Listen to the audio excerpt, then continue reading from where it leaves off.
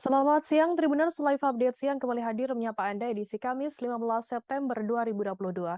Siang ini kami akan menyajikan berbagai informasi teraktual mengenai peristiwa yang terjadi di tanah air dan akan dilaporkan secara langsung oleh reporter kami di lapangan. Bersama saya Firda Ananda dan inilah Live Update selengkapnya. Kita ke berita pertama, Saudara Jaksa Penuntut Umum Komisi Pemberantasan Korupsi KPK menuntut Wali Kota Bekasi nonaktif Rahmat Effendi 9 tahun 6 bulan kurungan penjara serta denda 1 miliar rupiah. Tuntutan JPU KPK dibacakan di Pengadilan Negeri Bandung, Jalan LLRE, Marta Dinata, Kota Bandung pada Rabu 14 September. Dalam sidang tersebut, Rahmat Effendi hadir secara virtual. Dalam tuntutannya, JPU KPK menilai jika terdakwa terbukti secara sah dan meyakinkan melakukan korupsi pengadaan barang dan jasa serta lelang jabatan di lingkungan pemerintah Kota Bekasi. Informasi lebih lengkapnya akan disampaikan oleh rekan jurnalis kami dari Tribun Jabar. Ada Nasmi Abdurrahman yang akan melaporkannya. Silakan rekan Nasmi. Ya, selamat siang Firda dan Tribuners dimanapun Anda berada. Benar sekali bahwa pada kemarin Jaksa Penuntut Umum menuntut Wali Kota Bekasi nonaktif dengan hukuman 9 tahun 6 bulan penjara. Selain hukuman badan, JPU juga menuntut Rahmat Effendi dengan denda 1 miliar subsidiar 6 bulan kurungan penjara. Selain itu, jaksa juga menuntut agar Rahmat Effendi membayar uang pengganti sebesar 8 miliar lebih. Apabila tidak mampu membayar, maka Rahmat Effendi harta bendanya akan disita dan dilelang untuk memenuhi uang pengganti tersebut.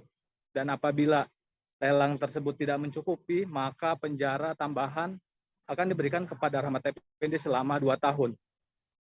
Tak hanya itu, jaksa KPK juga meminta kepada majelis hakim agar mencabut hak politik untuk dipilih sebagai pejabat publik selama 5 tahun, terhitung sejak terdakwa menjalani pidana pokoknya. Rahmat Effendi dinilai bersalah melanggar pasal 12 huruf A, pasal 12 huruf B, pasal 12 huruf F, pasal 12B, Undang-Undang Republik Indonesia Nomor 31 Tahun 1999 tentang pemberantasan tindak pidana korupsi sebagaimana diubah dengan Undang-Undang Republik Indonesia Nomor 20 Tahun 2001 Junto Pasal 65 Ayat 1 KUHP. JPU KPK juga menyampaikan hal yang memberatkan, yakni tidak mendukung program pemerintah dalam upaya pemberantasan korupsi sebagai penyelenggara negara. Kemudian adapun hal yang meringankan, terdakwa bersikap sopan selama persidangan berlangsung serta belum pernah dipidana. Atas tuntutan tersebut, kuasa hukum Rahmat Effendi meminta waktu selama 2 pekan untuk menyiapkan nota pembelaan yang akan disampaikan sebelum pembacaan vonis dari majelis hakim. Adapun dalam perkara ini, Rahmat Effendi didakwa menerima uang hingga 10 miliar serta meminta setoran kepada sejumlah PNS di lingkungan Pemkot Bekasi hingga totalnya mencapai 7,1 miliar lebih. Tak hanya itu, KPK juga menjerat Rahmat Effendi alias Pepen sebagai tersangka kasus tindak pidana pencucian uang atau TPPU. Duit yang diterima Rahmat Effendi itu didapat dari Lai Bumin sebesar 4,1 miliar, kemudian dari Mahfud 3,5 miliar, dan Suryadi Mulyana sebesar 3,3 miliar. Rahmat Effendi dianggap bersekongkol dengan Jumaha Lutfi Amin agar Pemkot Bekasi membeli lahan Lai Bumin di Jalan Bambu Kuningan Selatan, Kelurahan Sepanjang Raya, Kecamatan Rawalumbu, Kota Bekasi seluas 14.392 meter persegi untuk kepentingan pembangunan polder oleh Pemkot Bekasi. Demikian Firda. Ya, baik. Terima kasih rekan Nasmi Abdurrahman dari Tribun Jabar atas laporan Anda. Selamat bertugas kembali. Kita beralih ke informasi lainnya, Saudara. Nasib pilu dialami pasangan suami istri asal Kecamatan Kalijambe, Kabupaten Sragen, Jawa Tengah. Ahmad 53 tahun dan Tati 56 tahun meninggal dunia dalam insiden kecelakaan yang menimpa keduanya pada Rabu 14 September sekira pukul 16:20 waktu Indonesia Barat. Kejadian nahas tersebut terjadi di Jalan Solo Purwodadi, kilometer 15, tepatnya di Dusun Bilangsari, Desa Banaran, Kecamatan Kalijambe, Kabupaten Sragen. Warga desa Wonorejo tersebut saat kejadian tengah mengendarai sepeda motor Honda Vario. Sepeda motor terlibat kecelakaan dengan satu unit bus raya berwarna merah bernomor polisi AD 7139OG. Informasi lebih lengkapnya akan disampaikan oleh rekan jurnalis kami dari Tribun Solo. Ada Septiana Ayu Lestari yang akan melaporkannya. Silakan rekan Septi. Baik Vida, selamat siang dan Tribuners selamat siang. Sebelumnya pada hari Rabu tanggal 14 September tahun 2022 kemarin telah terjadi kecelakaan maut tepatnya di Jalan Solo Purwodadi kilometer 15 di Dusun Pilangsari, Desa Banaran, Kecamatan Kalijambe, Kabupaten Sragen. Kecelakaan tersebut terjadi sekitar pukul 16 waktu 16 lebih 20 menit waktu Indonesia bagian Barat atau Rabu sore. Kecelakaan melibatkan sepeda motor Honda Vario dengan nomor polisi K3251YV dan bus raya berwarna merah bernomor polisi AD7139OG. Kecelakaan tersebut menyebabkan 2 orang meninggal yang merupakan pasangan suami istri bernama Ahmad berusia 53 tahun dan Tati 56 tahun yang meninggal dunia di lokasi kejadian. Kecelakaan tersebut bermula ketika bus melaju dari arah utara menuju ke selatan, sedangkan sepeda motor melaju dari arah berlawanan, yakni dari arah selatan menuju ke utara. Menjelang kejadian, sopir bus diduga bermaksud untuk mendahului sepeda motor yang ada di depannya. Namun setelah dekat dengan lokasi kejadian, pengemudi bus tersebut diduga kurang memperhatikan situasi dari arah berlawanan sehingga tidak mengetahui ada sepeda motor Honda Vario yang dikendarai oleh kedua korban melintas di depannya. Setelah itu karena jarak sudah terlalu dekat dan akhirnya sopir tidak dapat menghindar dan akhirnya terjadilah benturan tersebut. Hal tersebut disampaikan oleh Kasat Kanit Laka Satlantas Polres Sragen Ibda Iwan Marvianto. Namun berdasarkan keterangan dari relawan yang lainnya menyatakan bahwa awalnya sepeda motor melaju dari arah dari arah selatan menuju utara tersebut bermaksud hendak mendahului truk. Namun ketika sudah berada di samping truk, di depannya ada bus raya tersebut dan hendak ketika ingin kembali ke belakang truk, namun terlambat dan stang menyenggol bagian depan bus dan akhirnya tertabrak dan motor beserta korban salah satu korban masuk ke kolong bus tersebut. Dari kecelakaan tersebut menyebabkan korban mengalami luka yang cukup berat, di mana korban atas nama Ahmad mengalami pendarahan hidung, luka kepala belakang, pergelangan tangan kanan lecet, kaki kiri patah, telapak kaki kanan sobek dan meninggal dunia. Saat di kejadian korban bernama Ahmad ini berada di kolong bus tersebut. Kemudian pembonceng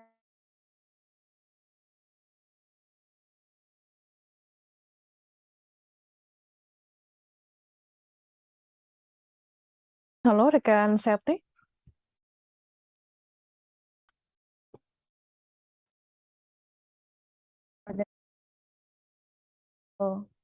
rumah sakit Asalam Gemolong dan kemudian dibawa pulang oleh pihak keluarga. Begitu Beda. Ya, baik. Terima kasih rekan Septiana Ayu Lestari dari Tribun Solo atas laporan Anda. Selamat bertugas kembali. Kita beralih ke informasi selanjutnya. Saudara Muhammad Sidik, 25 tahun, seorang pemotor ojek online asal Surabaya, hanya bisa mengelus dada sembari pasrah dengan nasib apesnya Minggu 11 September. Bapak satu anak ini menjadi korban pencurian modus gendam saat menunggu orderan ojol di depan sebuah restoran kawasan Jalan Raya Satelit Indah JJ Tanjung Sari, Sukamanunggal, Surabaya. Akibatnya motor Honda Beat bernomor polisi L4137LJ miliknya amblas digondol seorang pelaku yang sebenarnya dikenal sebagai tukang parkir di kawasan jalan tersebut.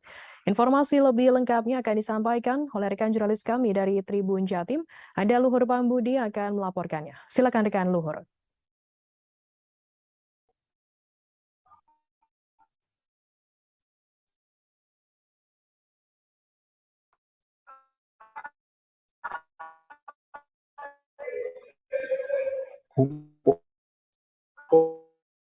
tahun sedang menunggu orderan di sebuah atau di depan sebuah restoran ayam bakar yang berlokasi di kawasan Jalan Raya Satelit Indah, Kelurahan Tanjung Sari, Kecamatan Sukomanbal, Surabaya. Jadi, ceritanya korban ini didekati oleh seorang TY ya, seorang yang dikenal sebagai tukang parkir ada di kawasan tersebut, dan sejak setahunnya lalu sebenarnya TY ini untuk menjaga parkir, tapi anehnya pada parkiran di kawasan jalan tersebut untuk menjaga parkir dan sempat mengajak ngobrol terhadap korban. Dan kemudian entah bagaimana kemudian ya korban mengaku tidak sadarkan diri setelah 10 menit ngobrol dengan TY, dan saat tersadar dengan bunyi dering ponsel yang dipegangnya ternyata motor Honda Beat yang dikendarai oleh korban ini atau milik korban yang diparkir di dekat restoran tersebut ternyata hilang. Dan korban ini menduga kuat bahwasanya TY ini melakukan kejahatan bermodus gendam terhadap dirinya, kemudian mengambil kunci kontak yang disimpan di dalam jaket atribut ojol yang dikenakannya saat itu. Dan akibatnya akibat pencurian itu korban mengalami kerugian sekitar 14 juta. Dan korban ini sudah mengaku sudah bekerja selama 3 tahun sebagai ojek online, dan pihaknya juga mengaku bingung setelah mendapat insiden kriminalitas yang baru dalam itu. Itu ada motor satu-satunya milik korban untuk dijelaskan, dan lagi saat ini juga saja dikarangnya satu orang, dan tersebut sudah langsung dilakukan penyidikan untuk menangkap pelaku yang melakukan aksi kejahatan tersebut. Demikian Firda, kembali ke studio. Terima kasih rekan Luhur Pambudi dari Selamat bertugas kembali. Kita beralih ke informasi lainnya, Saudara. Unit Reskrim Polsek Kamal melakukan penggerebekan di Jalan Nangka 5, 28 Perumnas Desa Banyuaju, Kecamatan Kamal pada Selasa 13 September malam. Dua pria dibekuk dan seorang pemilik rumah berinisial RC ditetapkan sebagai tersangka DPO setelah kabur melalui jendela kamar. Keduanya yakni AM 39 tahun warga Jalan Raya Desa Telang, Kecamatan Kamal, dan BR 48 tahun warga Desa Bumi Anyar, Kecamatan Tanjung Bumi. Nama terakhir diketahui sebagai pegawai negeri sipil atau PNS di salah satu OPD yang di Pemkab Bangkalan. Informasi lebih lengkapnya akan disampaikan oleh rekan jurnalis kami dari Tribun Madura. Ada Ahmad Faisal Edo yang akan melaporkannya. Silakan rekan Edo. Terima kasih Firda. Baik, Tribunalis dimanapun berada, memang kecurigaan unit reskrim Polsek Kamal atas keberadaan rumah di Jalan Nangka Perumnas Kamal ini berawal dari informasi masyarakat. Penangkapan seorang PNS berinisial DR berusia 48 tahun warga Bumi Anyar Tanjung Bumi itu diketahui saat mengkonsumsi sabu bersama tersangka lainnya yaitu AM berusia 39 tahun warga Telang. Namun dalam penggerebekan itu satu orang pemilik rumah berinisial RC berhasil kabur melalui kolong jendela. Kapolsek Kamal AKP Andi Bahtera menyatakan bahwa DPO yang kabur itu adalah pemilik rumah sekaligus bandar dari sabu. Dari penggerebekan tersebut, unit reskrim Polsek Kamal berhasil menyita BB seberat 0,17 gram dan 2,03 yang masih berada dalam pipet atau alat pengisap sabu. Tidak berhenti di situ, unit reskrim Polsek Kamal juga melakukan penggeledahan di beberapa sudut rumah di PUNC dan ditemukan barang bukti lain berupa 1,74 gram sabu, botol alkohol, 1 roll aluminium foil, dan 1 ponsel. Selain itu, petugas juga menyita 3 unit sepeda motor dan salah satu diantaranya berplat nomor merah atau milik dari salah satu OPD di Pemkab Bangkalan. Disampaikan Andi Bahtera bahwa tersangka BR yang alias yang berprofesi sebagai PNS itu mengendarai motor berplat merah ke rumah bandar tersebut. Hingga saat ini kedua tersangka AM dan BR masih dimintai keterangan di Polsek Kamal untuk menindaklanjuti perkara tersebut. Keduanya terancam pasal 112 ayat 1 subsidiar 132 ayat 1 Undang-Undang 35 2009. Sementara itu Firda dari Bangkalan melaporkan. Baik, terima kasih rekan jurnalis dari Tribun Madura, Ahmad Faisal Edo atas laporannya Anda. Selamat bertugas kembali. Kita beralih ke informasi lainnya, Saudara. Pada sidang lanjutan mantan polisi Adriansyah yang membakar pacarnya Ningsih Marlina, akhirnya divonis dengan pidana penjara 20 tahun di Pengadilan Negeri Muara Enim. Hukuman ini lebih rendah dari tuntutan JPU, yakni hukuman seumur hidup di Pengadilan Negeri Muara Enim Selasa 13 September. Dalam dakwaan yang dibacakan majelis hakim bahwa berdasarkan pertimbangan hakim yang memberatkan terdakwa adalah perbuatan terdakwa sudah direncanakan secara sadar. Kemudian terdakwa adalah anggota polisi yang seharusnya mengayomi dan melindungi, dan terdakwa sering berbelit-belit selama persidangan.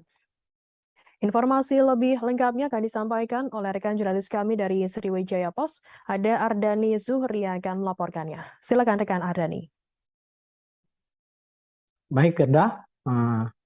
Benar bahwa dari sidang lanjutan mantan polisi Adriansyah yang membakar pacarnya Ningsih Marlina dengan cara disiram bensin divonis oleh majelis hakim 20 tahun penjara. Majelis hakim yang dipimpin oleh Selino Priyanti SH mempertimbangkan bahwa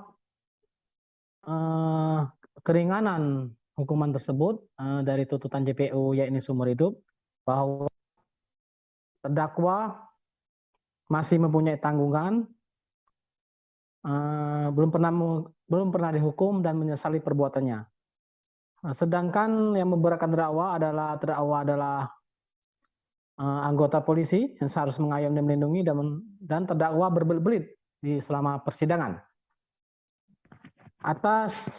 Dari fakta-fakta persidangan, terdakwa secara sah dan meyakinkan melakukan tindak pidana sebagaimana diatur dalam pasal 30 KUHP dengan menghukum pidana penjara selama 20 tahun penjara.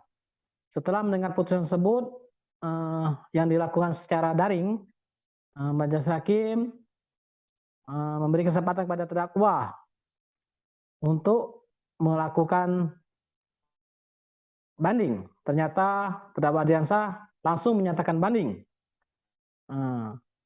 Sementara itu, menurut dari pengacara terdakwa Heru Pujo, bahwa pihaknya sependapat dengan terdakwa menyatakan banding bahwa hukuman yang ditetapkan oleh majelis hakim dinilai masih tinggi. Sebab hukuman putusan 20 tahun penjara itu adalah maksimal. Karena itu pihaknya mendukung keinginan terdakwa untuk melakukan banding. Terus sementara itu terpisah JPU atau Kasipidum Kejari Muara Enim, Ale Akbar mengatakan bahwa pihaknya menilai putusan hakim 20 tahun penjara itu jauh lebih rendah dari tuntutan JPU yang menuntutnya penjara seumur hidup. Awalnya memang pihak JPU menyatakan pikir-pikir, tetapi karena pihak terdakwa banding, maka pihak JPU pun akan melakukan banding. Sementara itu dari pihak korban, yakni Trisnawati, bahwa pihaknya kurang puas dengan keputusan tersebut, bahwa tidak sesuai dengan tuntutan JPU yakni seumur hidup, karena menurutnya adiknya saat ini telah meninggal akibat perbuatan terdakwa. Seperti diberitakan sebelumnya, bahwa untuk mengingatkan bahwa antara terdakwa dan korban sebelumnya adalah pacaran, di mana terdakwa sebenarnya telah mempunyai istri. Karena terdakwa telah mempunyai istri, korban berusaha menghindari terdakwa terus. Namun pada tanggal 10 Maret 2022 terdakwa tidak terima dengan tingkah laku korban yang selalu menghindar, sehingga mencari dan akhirnya bertemu mendatangi rumah korban dan sengaja membawa satu botol plastik aqua berisikan bensin yang kemudian membakar terdakwa.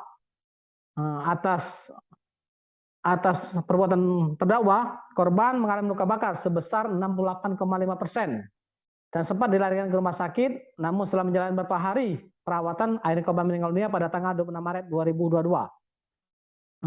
Terdakwa Adriansa sebelumnya merupakan oknum polisi yang bertugas di Polres Lahat yang berpangkat brigadir. Atas kejadian ini, sekarang terdakwa sudah dipecat secara tidak hormat dari kepolisian. Atas perbuatannya dalam dakwaan pertama pasal 35 KUHP subsidiar pasal 38 KUHP atau kedua primer pasal 35 ayat 2 KUHP subsidiar pasal 34 ayat 2 KUHP. Atas putusan ini dipastikan terdakwa akan melakukan banding maupun JPU. Gitu, Firda. Baik, terima kasih rekan Ardani dari Sriwijaya Post atas laporan Anda. Selamat bertugas kembali dan Tribuners akan kami tampilkan wawancara dari JPU Alex Akbar, Kasibidum Kejari Muara Enim dan juga Tresnawati, keluarga dari korban. Berikut liputannya untuk Anda. Menurut saya kejam ya Bu ya, sadis, dan kita juga sebelum melakukan penuntutan terhadap perkara tersebut kita juga telah melaporkan ke Kejaksaan Tinggi Sumatera Selatan, yang mana dalam putusan mereka juga sependapat dengan kita untuk menuntut hukuman seumur hidup ke Kejagung juga. Jadi berjenjang dari sini ke Kejati terus ke Kejaksaan Agung dan hasilnya sama seumur hidup. Jadi kita hanya membacakan apa putusan pimpinan.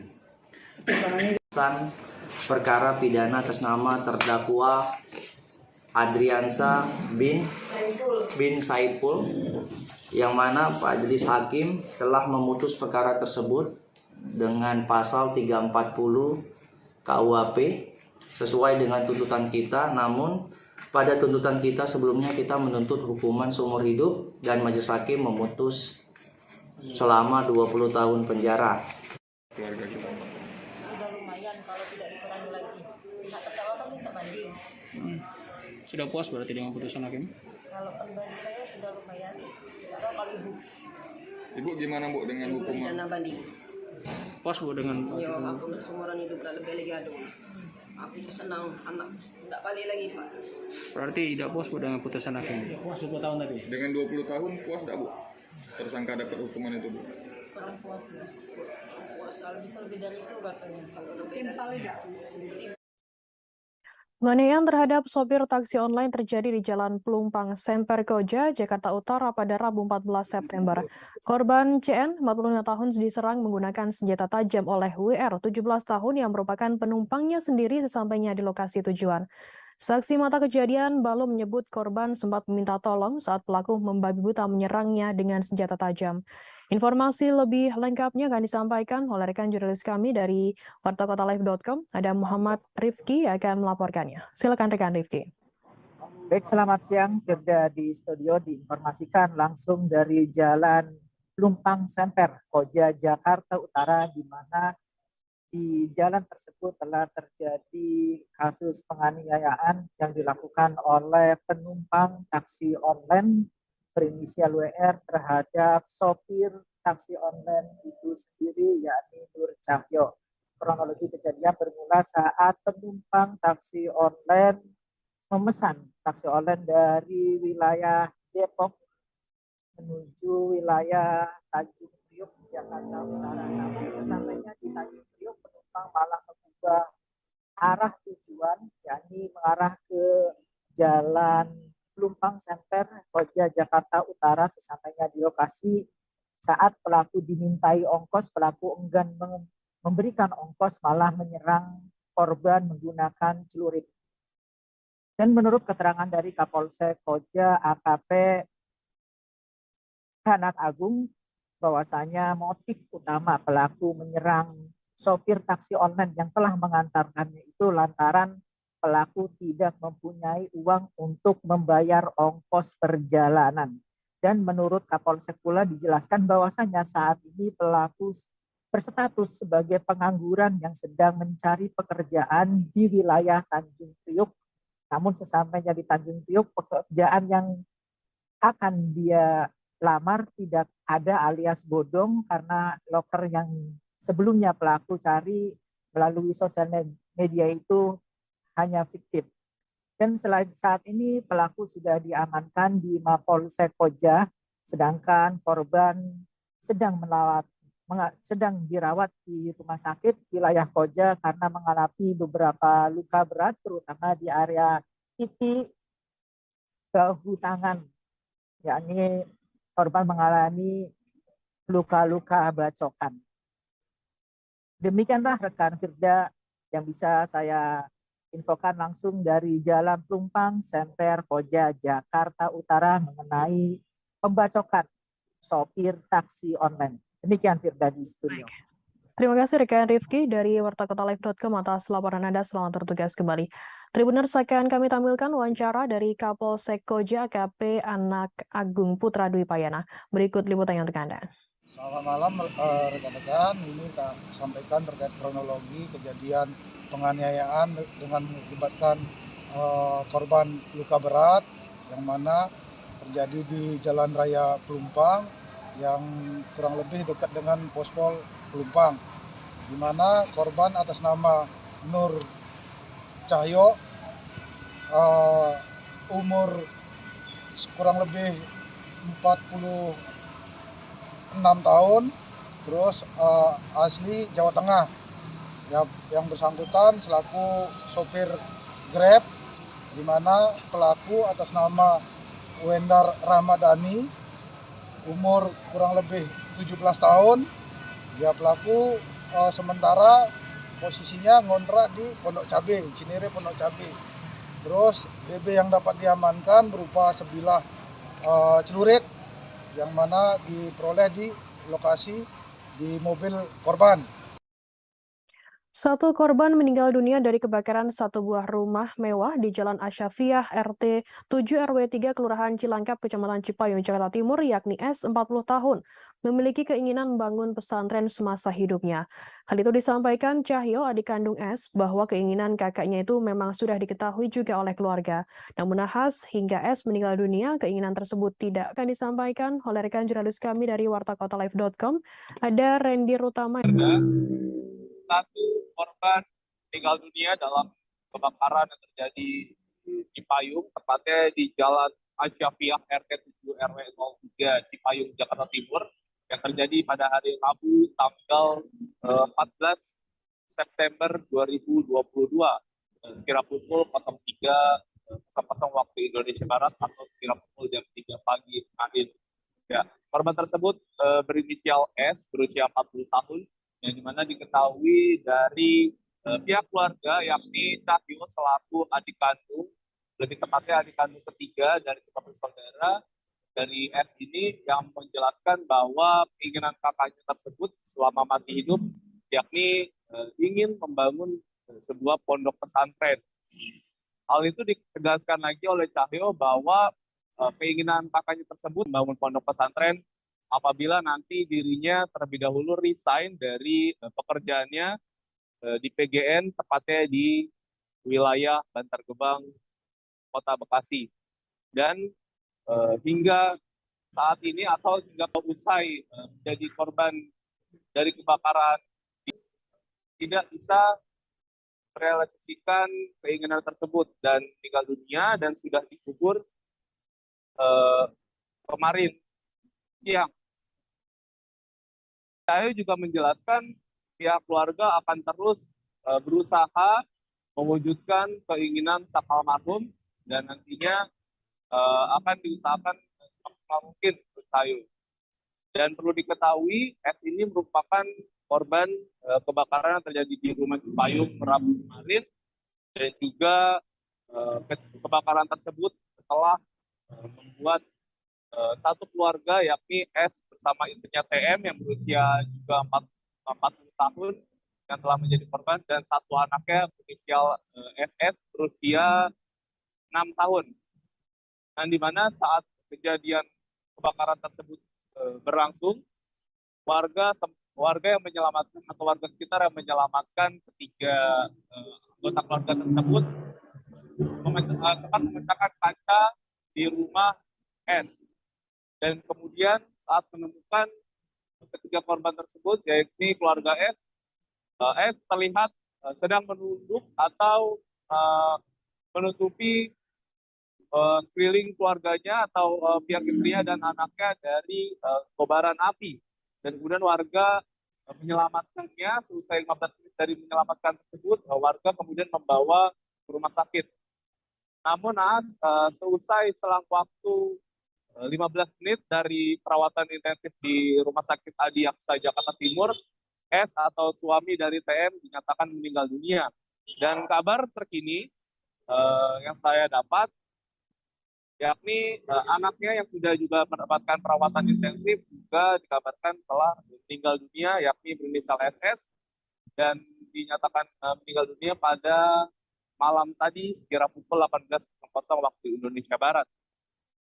Dan tersisa hanya istri korban, yakni berinisial TM, yang saat ini masih dalam kondisi kritis di Rumah Sakit RSCM Jakarta Pusat dan harus mendapatkan penanganan intensif hingga saat ini. Baik, terima kasih rekan Tita. Mungkin itu saja terlebih dahulu yang bisa saya sampaikan. Ya, baik. Terima kasih rekan jurnalis dari wartakotalive.com atas laporan Anda. Selamat bertugas kembali. Akan kami tampilkan Tribuners wawancara dari adik kandung dari S, yakni Cahyo. Berikut liputannya untuk Anda. Mas kan ada keinginan buat bikin pesantren ya, terus ada nggak langkah dari keluarga buat terus ngabulin impian dari almarhum? Mudah-mudahan. Kalau almarhum itu berapa bersaudara? 5. Oh, berarti anak pertama almarhum. Kedua, saya ketiga. Pengakuan dari warga sekitar katanya dan teman rekan korban juga punya sifat yang humoris, itu benar nggak sih Mas? Iya. Emang suka ngebanyol, ngelucu gitu Mas ya? Iya. Orangnya baik. Makanya berapa bulan ini dia udah sering ke masjid, udah ini. Dia lagi senang-senang ibadah gitu kan. Makanya mungkin Allah lebih sayang. Ngasih tanda gitu nggak Mas sebelum dia pergi? Enggak, yang belum ada. Siang kemarin juga ketemu sama ayah saya juga, dia masih ini aja, mau kerja, mau ini gitu. Seperti biasanya aja Mas. 5 anak buah kapal atau ABK tenggelam di perairan Muara Pegah, Kutai Kartanegara pada Selasa 13 September sekira pukul 23.00 waktu Indonesia Tengah. Kepala Basarnas Kaltim, Melkianus Kota dalam siaran resminya mengatakan kelimanya merupakan ABK kapal motor mahkota. Karena cuaca buruk, kapal pengangkut batu bara yang sedang menuju Samarinda dan tak bermuatan ini karam dihantam ombak semalam. Adapun kelima korban yakni Muhammad Rizkiawan 23 tahun dan Hasbir 29 tahun berhasil menyelamatkan diri setelah kapal terhantam ombak. Informasi lebih lengkapnya akan disampaikan oleh rekan jurnalis kami dari Tribun Kaltim, ada Miftah Aulia yang akan melaporkannya. Silakan rekan Miftah.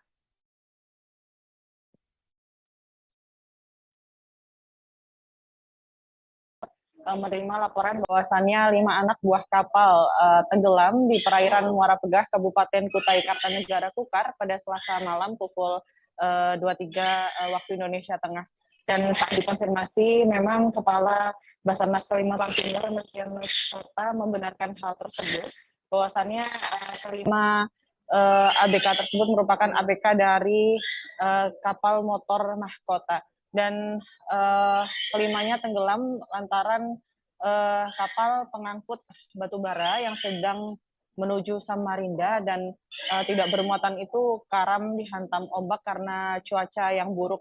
Dan kemarin Melkianus Kota juga sudah melaporkan bahwasannya Basarnas Kalimantan Timur sudah mulai bergerak sejak menerima laporan dari masyarakat bahwasannya KM Mahkota yang mengangkut batu bara dari Muara Pegah dengan tujuan Samarinda karam gitu, begitu. Dan adapun kelima korban tersebut diantaranya Muhammad Rizkiawan berusia 23 tahun dan Hasbir berusia 29 tahun berhasil menyelamatkan diri setelah kapal terhantam ombak. Namun 3 korban lainnya atas nama Muhammad Sofyan berusia 19 tahun, Adi AB 40 tahun dan Ilham hingga saat ini masih dilakukan pencarian. Dan berdasarkan informasi dari Basarnas Kaltim bahwasannya korban selamat yakni Rizkiawan dan Hasbir ditemukan dalam keadaan selamat oleh kapal tugboat begitu. Dan Basarnas Kaltim juga sudah mulai melakukan pencarian sejak kemarin pagi tepatnya, di mana pencarian ini juga dibantu oleh pemilik kapal yang kemudian dibantu juga oleh personil TNI AL Muara Pegah, Polairut Muara Pegah dan keluarga korban. Pencarian terhadap 3 korban lainnya yang tenggelam juga dilakukan dengan menyisir perairan di sekitar lokasi tenggelamnya KM Mahkota. Dan hingga saat ini Basarnas Kalimantan Timur juga menggerakkan tim rescue dengan 6 personil ke lokasi pencarian untuk melakukan pencarian di perairan Muara Pegah. Demikian, Firda. Ya, baik. Terima kasih rekan Miftah Aulia dari Tribun Kaltim atas laporan Anda. Selamat bertugas kembali. Kita beralih ke informasi lainnya, Saudara. Rumah toko atau ruko nasional milik Afuk di Jalan Mayor Syafri Rahman, Kecamatan Muntok, Kabupaten Bangka Barat terbakar pada Rabu 14 September malam. Asap keluar dari dalam toko mengakibatkan beberapa barang elektronik rusak lantaran dilelap si jago merah. Api yang bersumber dari tumpukan kabel diduga disebabkan korsleting listrik dari dalam toko tersebut. Informasi lebih lengkapnya akan disampaikan oleh rekan jurnalis kami dari Bangka Pos, ada Yuranda yang akan melaporkannya. Silakan rekan Yuranda. Iya, terima kasih Firda dan Tribuners dimanapun Anda berada. Pada hari Rabu kemarin, tanggal 14 September 2022 malam, telah terjadi, maksud kami tepatnya sore, telah terjadi kebakaran di sebuah ruko milik Afuk di Jalan Mayor Syafri Rahman, Kecamatan Muntok, Kabupaten Bangka Barat. Awalnya, ruko ini mengeluarkan asap kental dari dalam ruko yang bersumber dari tumpukan kabel yang berada pas di belakang barang-barang elektronik di toko tersebut. Melihat hal itu, Apin yang merupakan anak pemilik toko langsung bergegas memadamkan api yang bersumber dari tumpukan kabel. Lantaran api tak kunjung padam yang dilakukan dengan alat seadanya, Alpin langsung menghubungi damkar Kabupaten Bangka Barat untuk memadamkan. Tak lama 1 unit damkar langsung diturunkan untuk memadamkan api. Alpin mengatakan awalnya percikan api itu terjadi di terminal tempat colokan listrik di belakang barang-barang. Beberapa barang elektronik yang dimakan api langsung dipindahkan dan barang-barang lain juga langsung dievakuasi ke tempat lain. Pada hari itu warga sekitar pun bahu-membahu langsung membantu Alpin untuk membereskan barang-barang yang belum dimakan api. Sementara Kabid Damkar Bangka Barat sendiri, Zulkarnain, mengatakan penyebabnya diduga konsleting listrik. Kerugian yang dialami pemilik toko berkisar 90 juta. Beruntung dalam kejadian kebakaran ini tidak ada korban jiwa. Namun barang-barang yang terbakar tidak bisa lagi diselamatkan. Begitu rekan Firda yang bisa saya sampaikan. Ya, baik. Terima kasih rekan jurnalis dari Bangka Pos, Yuranda, atas laporan Anda. Selamat bertugas kembali. Akan kami tampilkan Tribuners wawancara dari Kabid Pemadam Kebakaran Satpol PP dan Pemadam Kebakaran Bangka Barat, Zulkarnain. Dan berikut liputannya untuk Anda. Kami dapat laporan tadi sekitar pukul 17:45 sekitar gitu. Baru berupa asap hitam. Yang bersumber dari mana, Bang? Sumber tadi kami duga, tadi mengecekkan bersama pihak kepolisian juga. Sumber itu berasal dari juga konsleting listrik. Karena ada pemakaian beban kabel yang terlalu besar di colokan atas ke kontak. Ya. Api bersumber dari sana diduga konsleting listrik ya? Diduga konsleting listrik. Untuk barang-barangnya langsung dipindah oleh pihak? Barang-barang yang belum terbakar tadi dipindahkan ramai-ramai oleh warga dan termasuk anggota kepolisian dan TNI tadi memindahkan barang. Jangan sampai barang-barang karena ini toko dagangan, ya. Jadi jangan sampai terbakar habis. Ya. Untuk kerugian yang dialami tadi diperkirakan dihitung bersama pemiliknya, tadi bersama kepolisian juga. Tim penyidik KPK secara maraton melakukan penggeledahan di Lampung dan di lingkungan Universitas Lampung. Pada Rabu 14 September, tim penyidik KPK menggeledah gedung Dekanat FMIPA dan FISIP Universitas Lampung. Penggeledahan ini masih terkait kasus dugaan suap yang menyeret mantan Rektor Unila Profesor Karomani dan 3 rekanannya. Karmani ditetapkan sebagai tersangka kasus dugaan suap penerimaan calon mahasiswa baru di lingkungan Unila. Informasi lebih lengkapnya akan disampaikan oleh rekan jurnalis kami dari Tribun Lampung. Ada Bayu Saputra yang akan melaporkannya. Silakan rekan Bayu. Iya, selamat siang rekan Firda dan Tribuners dimanapun berada.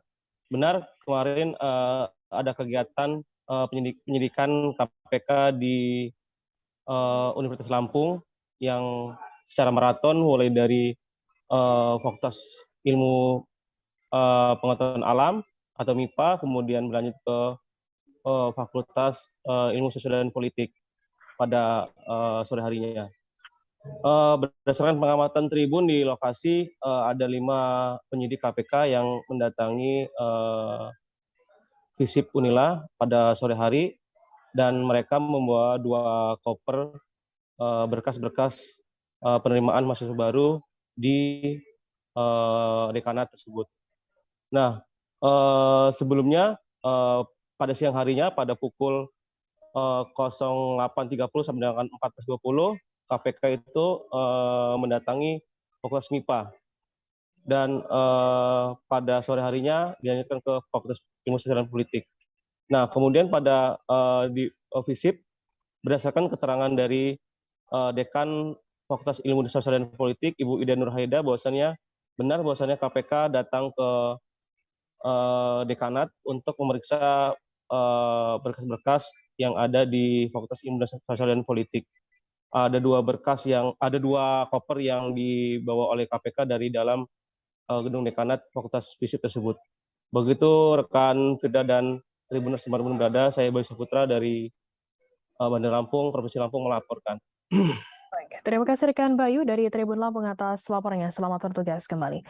Kita beralih ke informasi lainnya, Saudara. Menteri Sosial Tri Risma hari ini menyalurkan bantuan langsung tunai atau BLT, bantuan sosial BBM kepada masyarakat kurang mampu di kantor PT Pos Indonesia di Kota Alam, Banda Aceh pada Rabu 14 September.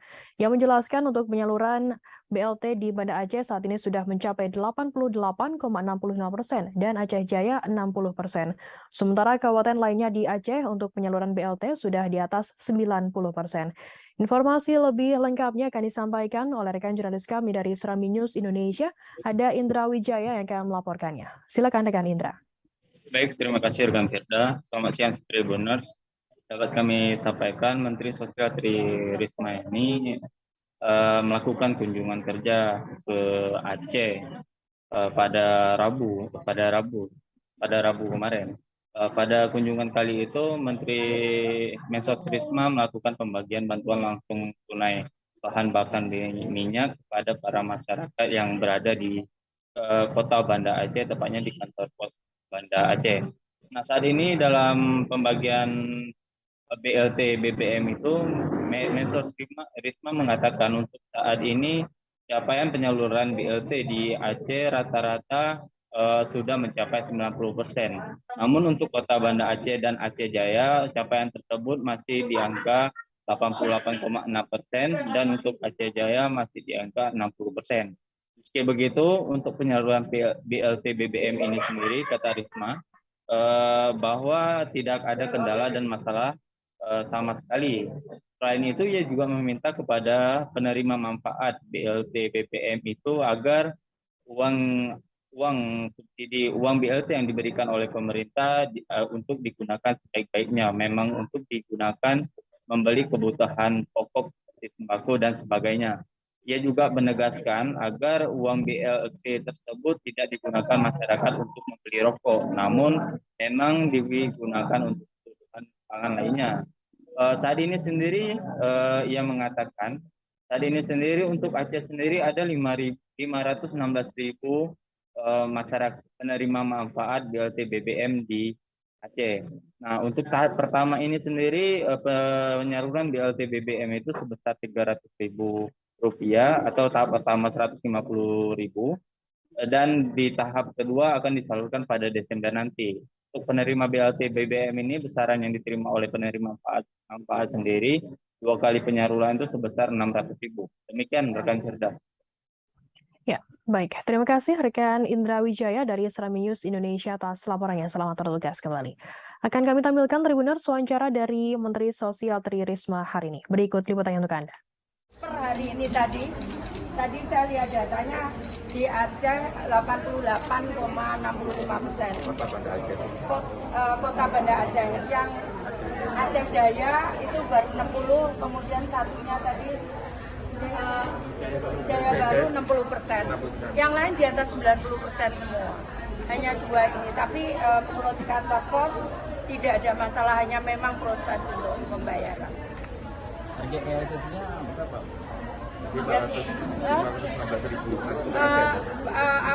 Penerima keluarga penerima manfaatnya 516.000. Ya. Oke. Ya, saya berharap ini digunakan memang untuk mensupport kenaikan harga. Jadi bukan untuk rokok, bukan untuk yang lainnya. Ya, tapi memang untuk kebutuhan pokok sehari-hari supaya mereka tidak kekurangan gizi dan sebagainya, terutama yang ada anak-anak. Ya, oke. Kalau lihat ini kayaknya paket bulan ini kelar. Kalau Aceh sebelum hari ini. Minggu. Hari Selesai Minggu, targetnya iya. Aceh. Minggu ini kayaknya selesai. Ya. Indonesia 90% dan minggu ini. Iya. Minggu ini kayaknya selesai. Indonesia Ya. 90% dan minggu ini. Iya. Sejauh ini di lapangan sendiri apakah ada kendala Bu dalam? Alhamdulillah nggak ada. Kalau dengan PT Pos kita cepat sekali. Cuman kami harus bayar gitu aja. Wakil Ketua DPR RI Muhaimin Iskandar merasa dirugikan dengan ulah hacker Bjorka yang telah membocorkan datanya. Tak ingin dampak peretasan berlanjut, Muhaimin alias Caimin ini langsung mengganti SIM card handphone miliknya. Muhaimin mengaku akan meminta bantuan ahli teknologi informasi untuk memproteksi data-data yang berkaitan dengan dirinya dan pemerintah. Informasi lebih lengkapnya akan disampaikan oleh rekan jurnalis kami dari Surya Malang. Ada Erwin Wicaksono yang akan melaporkannya. Silakan rekan Erwin. Baik, terima kasih Firda. Ya, beberapa waktu lalu Muhaimin Iskandar ponselnya diduga diretas oleh hacker yang mengaku sebagai Bjorka seperti itu dan mengungkap adanya data-data pribadi yang dimiliki oleh Ketua Umum Partai Kebangkitan Bangsa tersebut. Muhaimin ketika kami wawancarai ketika berkunjung di Kepanjen merasa dirugikan dengan adanya ulah hacker yang menurutnya tidak bertanggung jawab tersebut. Muhaimin bahkan sempat mengaku mengalami beberapa peristiwa-peristiwa tidak mengenakan yang berkaitan dengan ponselnya. Salah satunya adalah adanya ribuan pesan yang tiba-tiba masuk ke dalam ponselnya begitu seusai data dari Muhaimin Iskandar disebarkan oleh hacker yang mengaku sebagai Bjorka tersebut. Nah, Muhaimin sendiri lantas tidak tinggal diam dan kemudian langsung bergerak cepat dengan mengganti SIM card miliknya dan menggantinya dengan SIM card baru dan membuang SIM card yang lama begitu.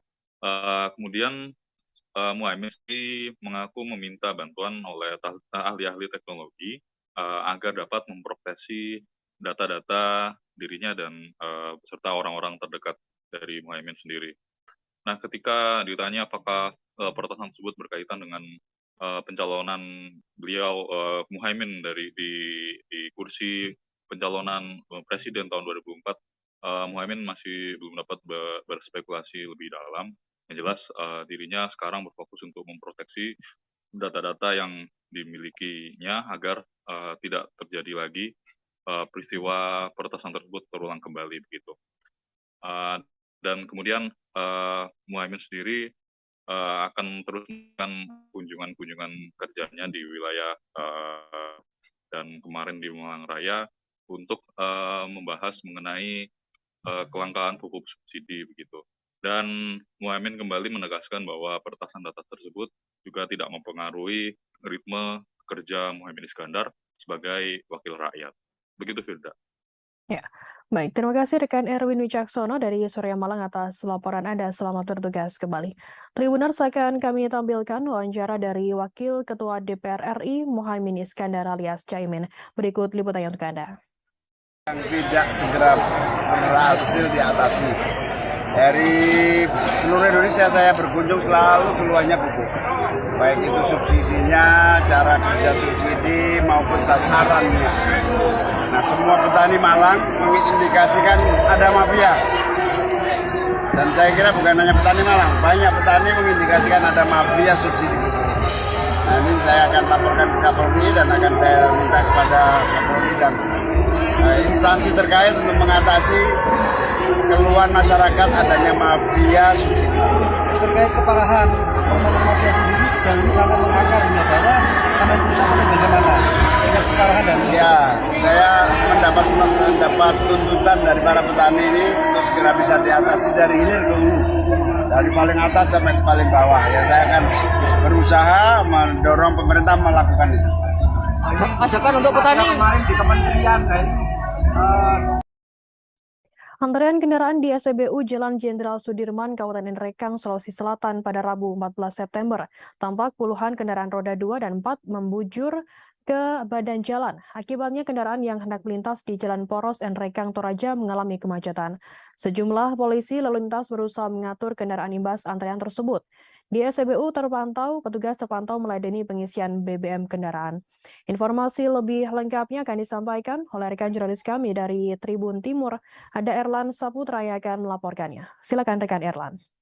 Baik, terima kasih untuk rekan Firda dan selamat siang untuk Tribuners. Jadi semenjak adanya kenaikan harga BBM di Kabupaten Nrekang hingga mengakibatkan kelangkaan BBM di mana-mana, mulai dari solar, pertalite, dan bahkan ke Pertamax.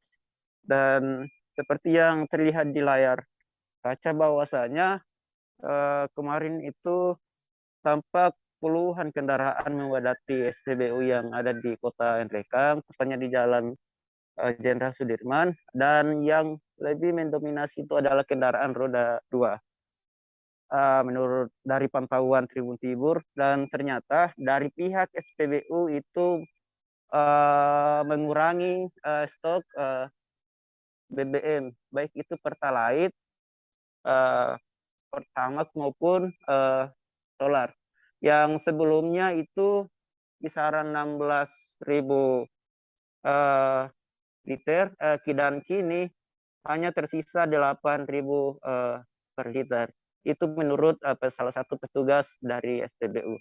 Padahal di kabupaten lain itu SPBU itu masih berjalan sangat lancar.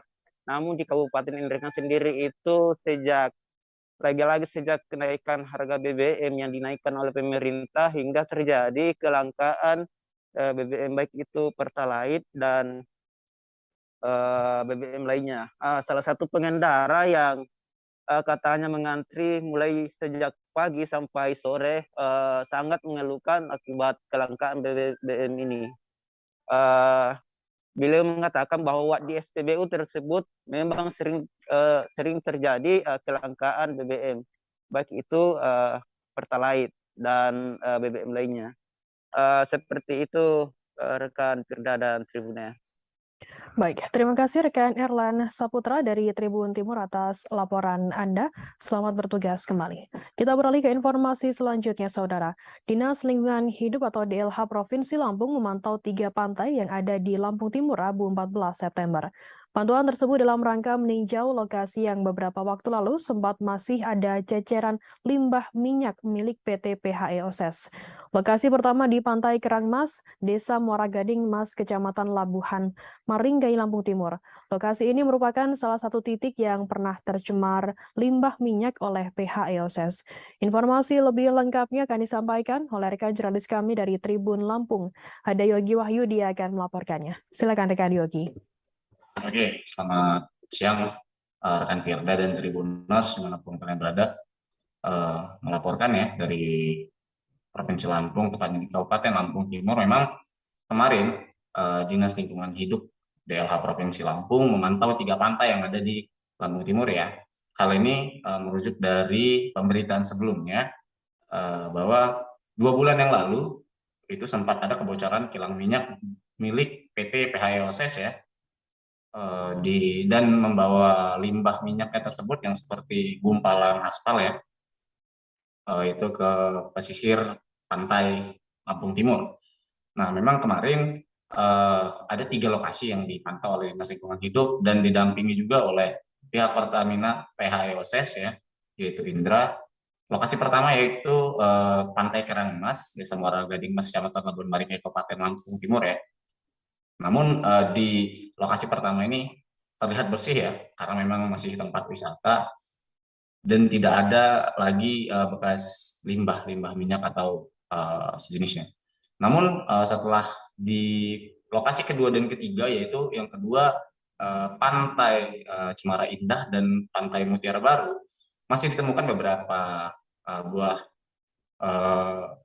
limbah minyak yang sebelumnya mencemari pantai-pantai yang di pinggir pesisir Lampung Timur ya.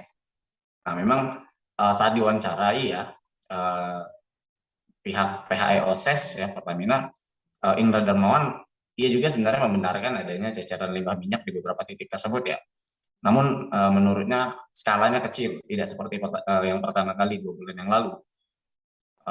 Ia juga menjelaskan jika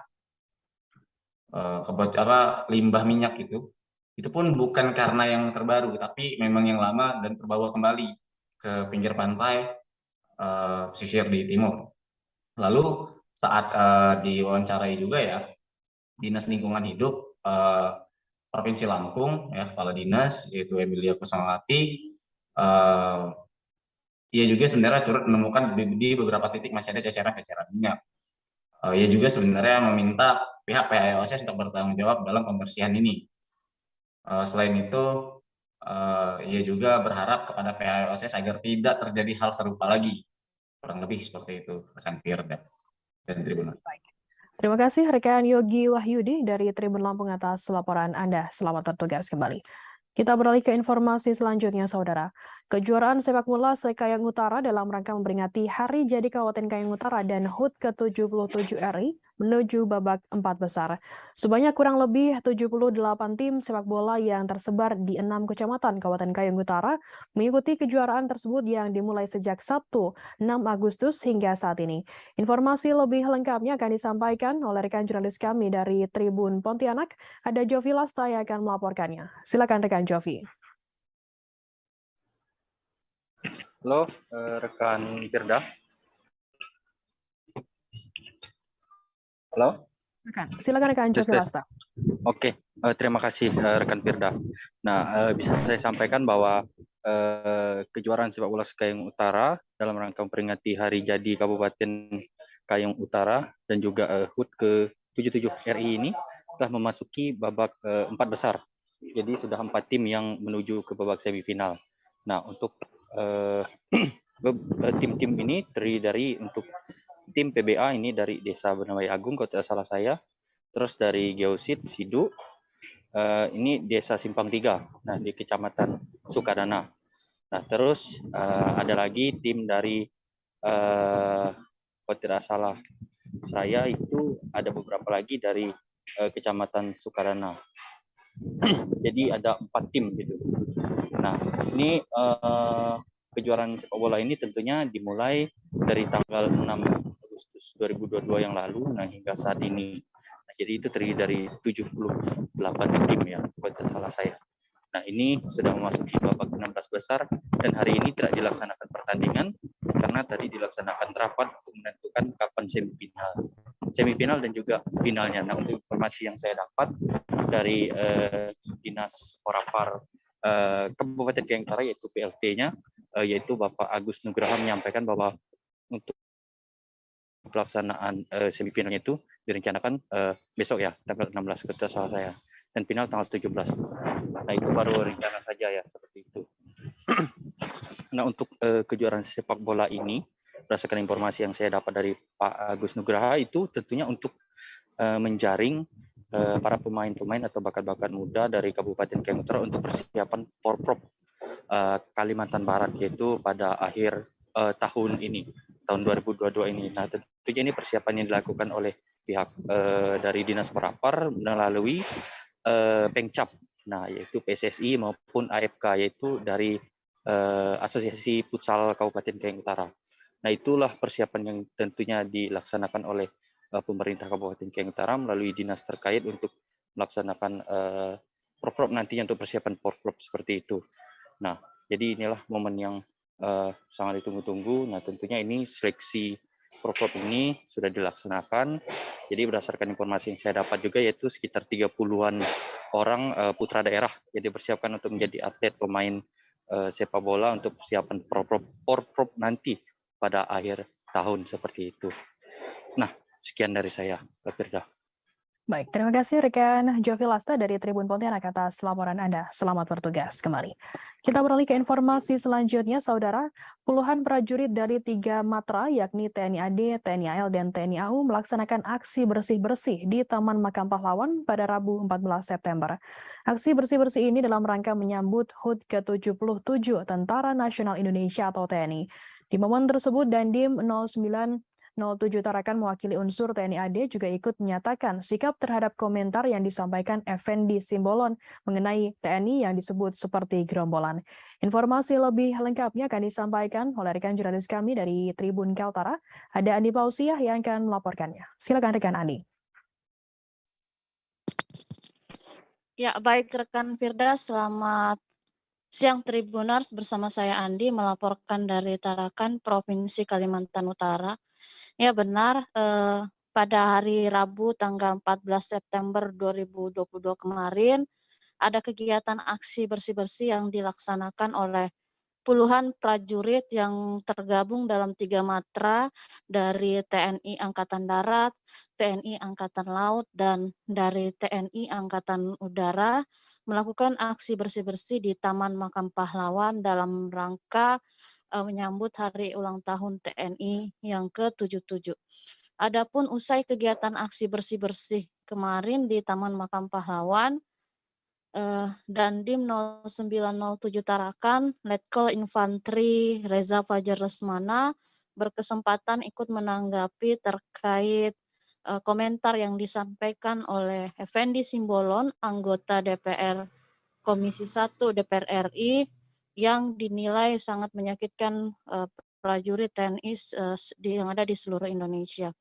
Dikatakan Dandim 0907 Tarakan, Bapak Letkol Infantri Reza Fajar Lesmana, adapun pernyataan yang menyebut kata gerombolan kepada TNI sendiri dimaknai sebagai konotasi yang negatif dan menurutnya itu tidak pantas untuk disebutkan oleh seorang yang memiliki jabatan sebagai anggota DPRD. Kemudian dikatakan Dandim 0907 Tarakan terkait pernyataan Effendi Simbolon tersebut, pihaknya di lingkup wilayah Kodim sendiri, di Kota Tarakan sendiri, tidak ingin terpengaruh dengan adanya komentar tersebut dan pihaknya tetap ingin menunjukkan bagaimana prajurit TNI dari seluruh matra yang ada di Kota Tarakan tetap solid, tetap kompak, dan selalu bersama-sama bersinergi ketika melaksanakan agenda apapun itu. Dikatakan lagi Letkol Infantri Reza Fajar Lesmana, dalam hal ini ia tidak pernah merasa adanya disintegrasi antara jajaran yang ada di TNI sendiri, sehingga tidak benar jika kata gerombolan itu ditujukan kepada prajurit TNI, karena bagaimanapun TNI sendiri dan termasuk Polri adalah termasuk pilar yang dimiliki bangsa Indonesia yang menjaga kesatuan NKRI, khususnya Tentara Nasional Indonesia yang menjaga di garda perbatasan. Ia juga meminta masyarakat untuk tidak terlalu terpengaruh dengan adanya pernyataan tersebut dan juga adanya opini yang menyatakan di tubuh TNI sendiri tidak kompak.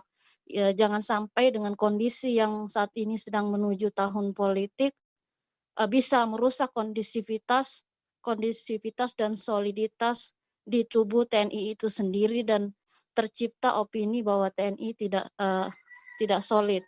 Ia bersama jajarannya dari TNI AD dari TNI AU dan TNI AL tetap kompak, kukuh bersatu, termasuk juga merangkul masyarakat dalam hal beraktivitas atau berkegiatan. Kemudian di kemarin pada saat kegiatan aksi bersih-bersih yang dihadiri oleh seluruh 3 matra, ada prajurit TNI Angkatan Laut, TNI Angkatan Darat, dan TNI Angkatan Udara, dikatakan Kapten Infanteri Fatah Setiawan dan Ramil 0907 3 Kecamatan Tarakan Barat. Untuk pernyataan viral yang disampaikan Effendi Simbolon, ia juga ia juga menyampaikan bahwa dalam setiap kegiatan sendiri di lingkup bawah prajurit TNI selalu bersatu, bersinergi di lapangan, sehingga ia berharap tidak ada lagi perkataan-perkataan serupa yang seperti yang disampaikan Effendi Simbolon di pihak lain, dan cukup menjadi pelajaran terkait adanya komentar tersebut. Dan kemudian jikapun nanti misalnya ada terjadi perselisihan, harus diselesaikan dengan baik-baik antar instansi dengan melakukan koordinasi. Kemudian juga di kesempatan itu ada juga Bapak Letu CSI Jafar Maluru dan Ramil 0907 4 Kecamatan Tarakan Utara juga ikut menyampaikan agar Effendi Simbolon melakukan permintaan maaf secara terbuka kepada seluruh prajurit TNI yang ada di seluruh Indonesia. Demikian rekan. Baik, terima kasih rekan Andi Pausia dari Tribun Kaltara atas laporan Anda. Selamat bertugas kembali. Dan Tribuners akan kami tampilkan wawancara dari Dandim 0907 Tarakan, Letkol Infanteri Reza Fajar Lesmana dan juga Kapten Infanteri Fatah Setiawan, dan Ramil 0907 3 Tarakan Barat, dan juga Letu Jafar Maluru dan Ramil 0907 04 Tarakan Utara. Berikut liputannya untuk Anda. Pimpinan TNI diundang untuk hadir di DPR RI, itu sama sekali tidak mempengaruhi apa yang sudah kita lakukan di wilayah. Khususnya kami di Satuan Bawah ini tidak pernah merasa adanya disintegrasi antara kami di jajaran TNI. Kami selalu solid di bawah sampai dengan di atas. Ini kalau kami melihat bahwa yang disampaikan kemarin itu memang banyak sekali reaksi yang kita dengar bahwa memang itu tidak benar. Kami merupakan satu gerombolan maupun ormas, itu satu kata-kata yang mungkin jangankan kami TNI, mungkin di instansi lain pun, baik ormas maupun organisasi kepemudaan, apalagi kami institusi TNI Polri pasti tidak akan terima apabila dibilang gerombolan, karena gerombolan itu sangat berdefinisi negatif, konotasinya negatif, sehingga mau tidak mau tidak ada yang mau dibilang gerombolan. Kami sebetulnya sangat solid di bawah. Ini kami tunjukkan dengan beberapa kegiatan yang kita lakukan selalu bersama-sama antara TNI Angkatan Darat, Laut, sama Udara. Sehingga yang kami rasakan bahwa dengan adanya kondisi saat ini Pak, di mana sekarang ini tahun politik, kemudian ada wacana begini, saya yakin ada pihak-pihak yang ingin merusak kondusivitas, soliditas dari TNI itu sendiri. Solid, terutama di Tarakan ini, kami dari 3 matra Angkatan Darat, Laut, Udara ini, kami tidak pernah ada friksi, tidak pernah ada koordinasi dan sebagainya.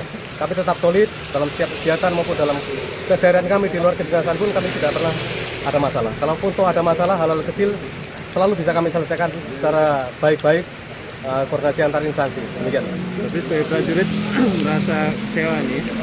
Dengan adanya pernyataan dari salah satu anggota DPR Komisi 1 itu, ya terus terang kami sebagai manusia biasa kami kecewa. Namun demikian kami menyerahkan kepada Effendi Simbolon supaya minta maaf secara terbuka, itu saja.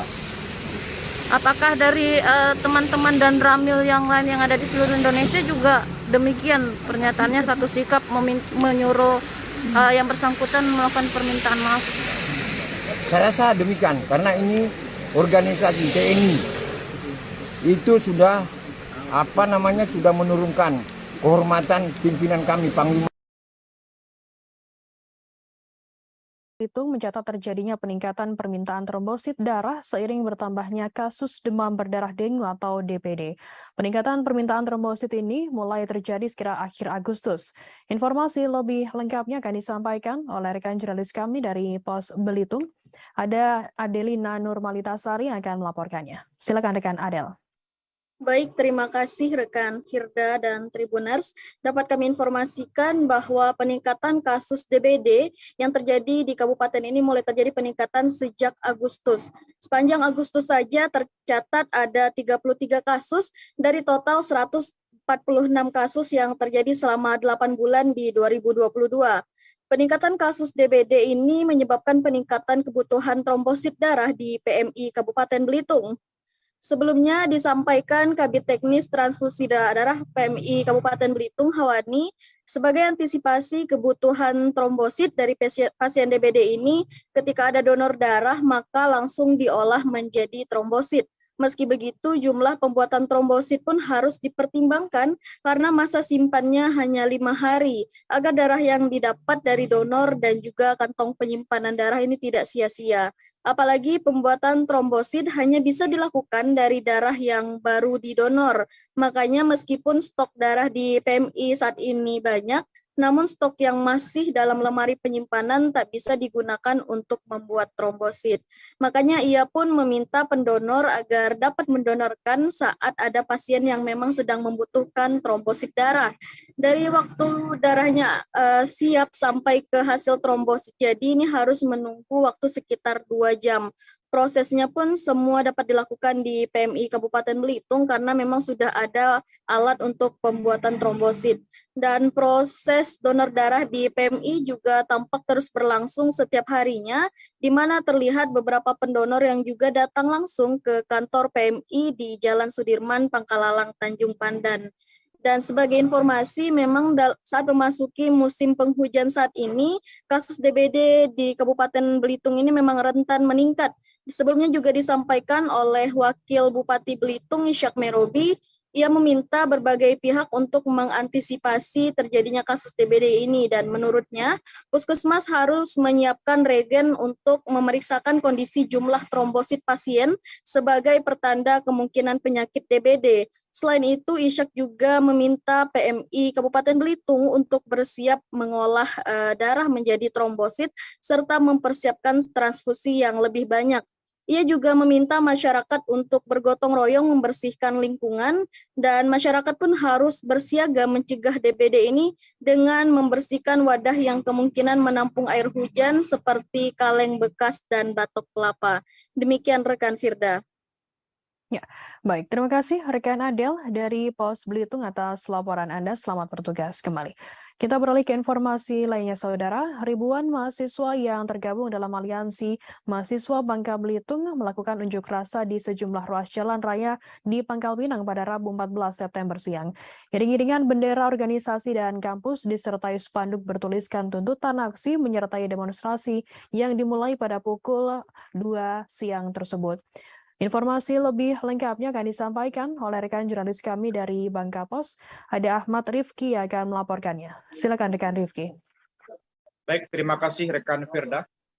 Baik Tribuners, dapat kami informasikan bahwa memang pada kemarin siang, tepatnya pukul 2 waktu Indonesia Barat, aliansi dari mahasiswa se-Bangka Belitung melakukan aksi demonstrasi atau unjuk rasa di sejumlah ruas yang ada di Kota Pangkal Pinang. Aksi tersebut dalam rangka mereka menolak kenaikan harga BBM yang terjadi beberapa waktu lalu dan menimbulkan keprihatinan dan menimbulkan kontroversi di kalangan masyarakat karena dinilai mencederai rakyat kecil. Aksi para demonstrasi ini dimulai di titik 0 km Kota Pangkal Pinang, kemudian mereka berjalan atau long march menuju atau menyusuri beberapa titik jalan yang ada di Kota Pangkal Pinang, diantaranya perempatan Ramayana Pangkal Pinang, kemudian Jalan Mentok Kota Pangkal Pinang, dan diakhiri di simpang DKT Kota Pangkal Pinang, di mana mereka juga sempat memblokade beberapa ruas jalan tersebut guna menyampaikan orasi berkaitan dengan tuntutan mereka yang disampaikan. Nah, dalam saat blokade memang pada pada saat tersebut arus lalu lintas yang ada di Kota Pangkal Pinang sendiri sempat tersendat ya, karena kendaraan tidak bisa melaju sebab jumlah massa tersebut sangat banyak yang berkisar sekitar ribuan orang. Dan aksi para mahasiswa ini mereka cukup tertib, namun mereka ada juga membakar ban ya, karena merasa bahwa memang setelah melakukan beberapa kali aksi unjuk rasa di kantor DPRD atau pemerintahan Provinsi Bangka Belitung belum ada arahan lebih lanjut atau belum ada perhatian lebih kepada mereka sehingga mereka melakukan aksi dengan jumlah eskalasi massa yang lebih besar. Nah, pada saat peristiwa demonstrasi tersebut, Ketua DPRD Bangka Belitung, Herman Suhadi, dan Asisten 2 Provinsi Kepulauan Bangka Belitung, Junaid Helmi, juga sempat mendatangi aksi demonstrasi untuk mendengarkan apa saja yang ingin disampaikan kepada pemerintah pusat.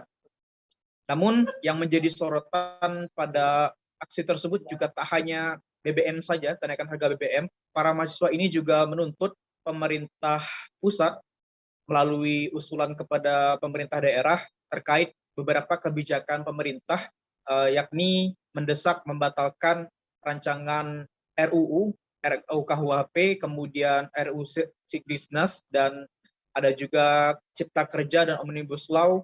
Mereka menuntut pemerintah untuk membatalkan hal tersebut.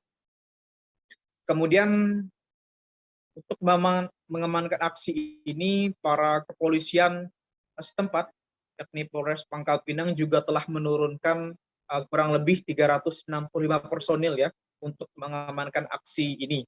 Dan para mahasiswa ini menyampaikan bahwa jika memang tak adanya perubahan atau tak adanya aksi tindak lanjut dari pemerintah terkait demonstrasi ini, mereka memastikan akan kembali menggelar aksi dengan jumlah eskalasi yang tentu lebih besar.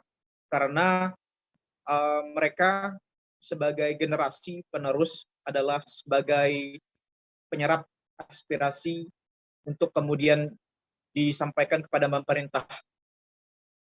Dan para mahasiswa ini yang terdiri dari beberapa kampus yang ada di Bangka Belitung, di antaranya ada dari Universitas Bangka Belitung, kemudian IAIN-SAS, dan beberapa organisasi kepemudaan seperti GMNI, HMI, PMII, dan masih banyak lagi. Namun mereka tidak membawa embel-embel tersebut, mereka hanya membawa atas nama mahasiswa Bubble. Dan pada kesempatan tersebut mereka juga membawa beberapa spanduk atau beberapa poster yang berisi tuntutan mereka terhadap pemerintah daerah, dan mereka juga mendesak bahwa agar Ketua DPRD segera menyampaikan hal yang menjadi sorotan mereka agar nantinya hal tersebut bisa ditindaklanjuti. Demikian rekan Firda. Baik, terima kasih rekan jurnalis dari Bangka Pos atas laporan Anda. Selamat bertugas kembali. Kita beralih ke informasi lainnya, Saudara. Pemerintah Kota Medan melakukan penertiban bangunan liar di sepanjang Jalan Multatuli, Kecamatan Medan Maimun pada Rabu 14 September. Sejumlah bangunan termasuk Sekretariat Organisasi Kemasyarakatan dan Pemuda atau OKP serta kantor partai politik juga turut dihancurkan. Informasi lebih lengkapnya akan disampaikan oleh rekan jurnalis kami dari Tribun Medan. Ada Vian yang akan melaporkannya. Silakan rekan Vian.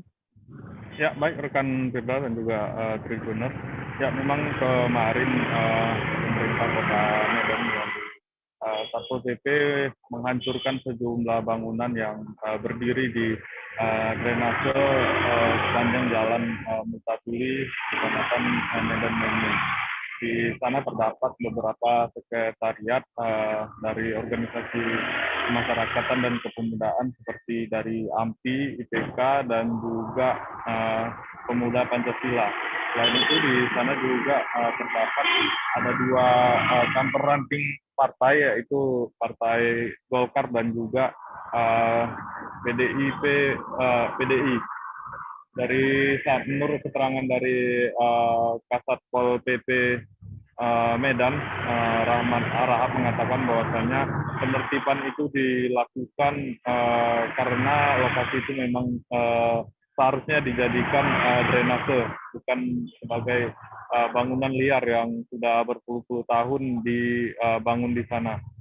Pihak Satpol PP juga sempat menurunkan sejumlah alat berat dan juga pemadam kebakaran untuk menyemprotkan parit di sana. Namun parit itu sudah tersumbat, sementara dari alat berat itu langsung menghancurkan kantor ataupun sekretariat yang berada di sana. Menurut keterangan dari Ketua Ranting PDIP tempat mengatakan bahwasanya kantor PDI di sana dibangun sudah sejak lama, dari era reformasi tahun 99 berdiri dan menjadi bangunan liar di sana. Dia pun mengatakan sebelumnya pihak pemerintah Kota Medan sudah menyurati sebelum dilakukan eksekusi di bangunan di sana. Dia mengatakan bahwasanya terima saja karena itu memang drainase yang memang seharusnya dipakai untuk drainase untuk mencegah agar Kota Medan itu tidak terjadi banjir begitu. Ali juga mengatakan belum mengetahui kemana lagi akan kantor partai dipindahkan setelah dihancurkan oleh petugas. Sejauh ini memang beberapa sekretariat dan kantor saja yang dirubuhkan oleh pihak Penko. Namun untuk para pedagang yang kebetulan juga berdagang di sepanjang Jalan Buta Tuli itu masih diberi kesempatan untuk berjualan dan mencari lapak dagangannya di tempat lain begitu. Tempat itu nantinya akan dikembalikan fungsinya sebagai mana mestinya. Namun Satpol PP juga mengatakan lokasi tersebut kelak nanti akan dikelola oleh kecamatan dan nanti kemungkinan akan diperbolehkan orang yang berjualan di situ namun memakai gerobak, tidak mendirikan bangunan permanen yang seperti yang dihancurkan oleh petugas. Ya, dari saya kembali ke sini. Baik, terima kasih rekan Fian dari Tribun Medan atas laporan Anda. Selamat bertugas kembali. Dan Tribuners, akan kami tampilkan wawancara dari Ketua Ranting Partai PDIP, Kelurahan Hamdan, Kecamatan Medan Maimun Ali, dan kemudian juga Kepala Kesatuan Polisi Pamung Praja Kota Medan, Rahmat Harahap. Berikut liputannya untuk Anda. Sebelum ini memang udah dikasih surat dari kelurahan kepada kami. Cuma karena ini kebijakan Tempo ya gimana lagi kita. Tahun-tahun sebelumnya Bang memang sudah sempat ingin diterbitkan Bang dari tahun-tahun sebelumnya. Ada, kalau surat ada sering memang dikasih lah, cuma penertibannya baru hari ini lah. Tanggapan dari PDI sendiri gimana Bang terhadap surat? Ya, gimana lagi Bang? Itu namanya udah kebijakan dari pemerintah kan, kami nggak bisa pula menolak lah. Rencana akan pindah Bang ke tempat lain tuh gimana? Ya nanti lah Bang, tengok ada dari sokongan dari dari DPC lah, bagaimana orang tua apalah. Tapi kalau alasan dari Pemko sejauh ini yang Abang ketahui untuk penertiban kantor Ranting ini kenapa? Ini untuk kebersihan jalan lah, supaya jalan ini bersih. Jalan ini kan kecil, supaya jalan ini tidak macet gitulah katanya dari pemberitahuan orang itu. Sebenarnya ini tindak lanjut dari lapor Forkopimda di rumah dinas kota, termasuk juga ada ikrar dengan seluruh anggota BEM itu membongkar sendiri bangunan yang di atas parit, badan jalan dan di atas drainase Kota Medan untuk mengatasi banjir, termasuk juga untuk kerawanan tadi yang kita lakukan. Termasuk kantor partai politik yang ya seluruh, jadi kita menganggap itu bangunan liar, kita tidak menganggap itu bangunan partai atau apapun, tapi yang di atas badan yang dilarang di atas badan jalan dan drainase itu kita lakukan Kota Medan. Dan ini sudah kita mulai dari beberapa kecamatan, termasuk juga kita mulai dari bangunan-bangunan pemerintah, termasuk pos kamling milik kelurahan yang memang di Kota Medan. Oh sudah itu dimulai dengan surat dari Dinas Pekerjaan Umum, kemudian dari Satuan Polisi Pamung Praja, termasuk juga himbauan dari camat dan kelurahan. Berarti seluruh bangunan ini Pak, sejajaran jalan ini di Saat ini layar tancap tetap menjadi idola di masyarakat Tangerang Selatan meskipun dunia pertelevisian telah marak. Hal ini diucapkan oleh Aji, pemilik SLF, salah satu tim layar tancap di Tangerang Selatan. Ia mengatakan per bulannya minimal 15 kali layar tancap miliknya dipanggil oleh masyarakat setempat. Informasi lebih lengkapnya akan disampaikan oleh rekan jurnalis kami dari wartakotalive.com. Ada Rafsan Zani yang akan melaporkannya. Silakan rekan Rafsan Zani. Ya, terima kasih rekan Dea. Ya, berada di salah satu tempat di Maruga Ciater RT 1 RW 8, Jamburi ataupun akrab disapa dengan Bang Aji, mengembangkan layar tancap miliknya. Layar tancap ini disebut juga sebagai bioskop rakyat, karena dengan layar tancap, ratusan masyarakat bisa menonton aneka beberapa film yang ditayangkan, baik itu film lokal maupun film luar negeri. Dan untuk Aji sendiri, di mana dirinya memang terjun mengembangkan layar tancap ini sejak tahun 2021 lalu. Meskipun baru 1 tahun, namun ia mengatakan bahwa layar tancap ini cukup banyak diminati. Hal ini dibuktikan dengan minimal 15 kali dirinya melayani ataupun mendapat panggilan untuk melayani pentas layar tancap di masyarakat, khususnya di hajatan-hajatan yang ada di lingkungan dari warga. Dan awalnya untuk layar tancap sendiri dia membeli alat rusak, yaitu mesin proyektor senilai 2 juta, lalu memperbaikinya 2 kali lipat. Namun hal itu ia rela merogoh kocek dalam-dalam demi untuk bisa mengembangkan layar tancap sendiri, satu hobi yang ia gemari sejak tahun 80-an.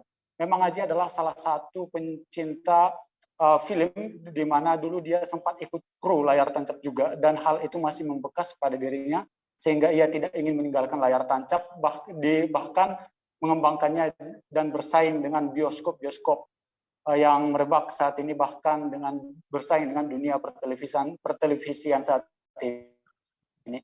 Dan adapun untuk budget sendiri bagi masyarakat yang ingin mendapatkan layanan layar tancap ini, dapat juga menghubungi langsung dirinya, baik itu melalui Facebook maupun WhatsApp, di mana memang untuk area Tangsel ada kisaran 600.000 hingga 700.000, dan di luar Tangsel memang ada nego harga yang ia tetapkan.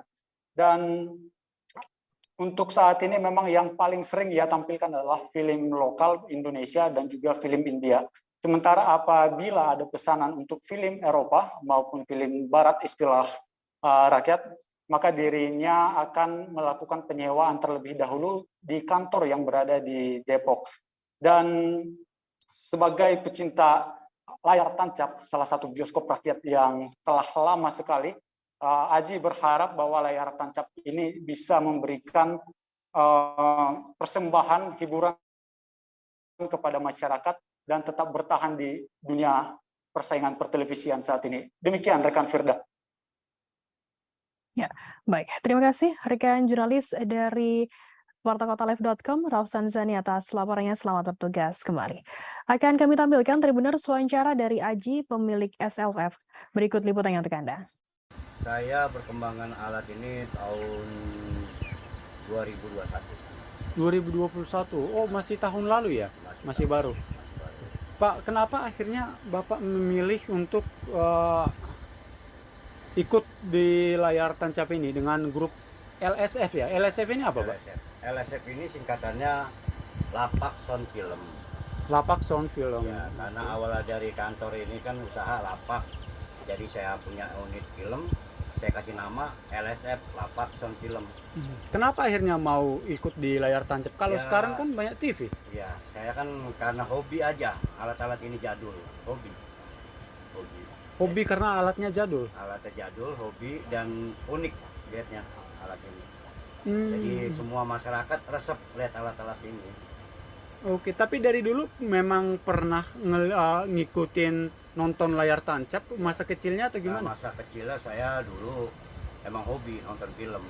Oke. Dimanapun saya samperin, dan awalnya ya begitulah kehobian saya, sehingga sekarang udah married, udah punya cucu, masih hobi di film.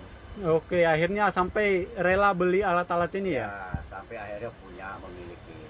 Oke, karena hobi awalnya ya berarti. Saya hobi dari ke tahun dulu dia, saya masih SD kelas 3 saya hobi film.